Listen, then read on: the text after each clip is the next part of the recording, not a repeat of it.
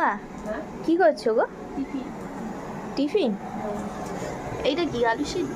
কি করবে? ফুচকা?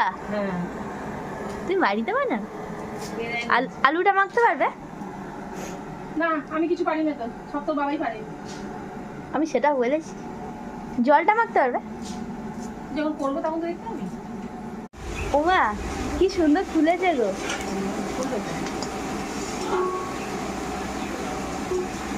আমার মা সব পারে, সব পারে।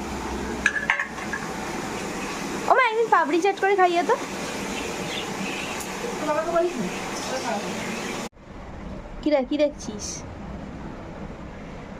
মা এদিকে ফুচকার জল মাখছে আর বাকিরা বসে বসে দেখছে মা কি করছে। ও মা ওই দেখো খেলে এসে গেছে বাড়িতে। কি হচ্ছে রে বাবা? ফুচকা খাবি? তো চপ তার আগে বল তুই 5টায় বেরিয়ে এখন 8টা বাজে গেছে, কোথায় ছিলিস রে? এই তো ডিমের টেবিল লেগে যায়। ওই তোর ডিমের টেবিল লেগেছি, এদিকে আয়, খাবি আয়। আয় আয় আয়, খাবি না? রাগ হয়েছে ওর।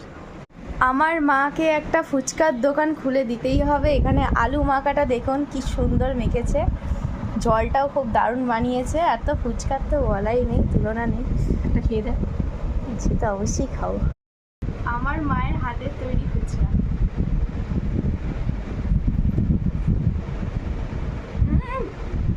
দারুণ। তা দোকান খোলা যাবে বলছিস? খুলে যাবে। কোনো কাজে লজ্জা নেই, ছোট নেই।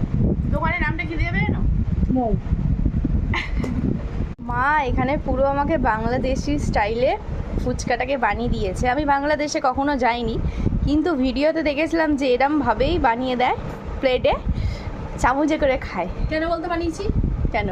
তুই বাঙাল, একটু বাংলাদেশের কথা মনে পড়িস, ফুচকা দেখেছি বলে মা গেলে ভালো হতো, ওই জন্য। হ্যাঁ, এটা সত্যি কথা।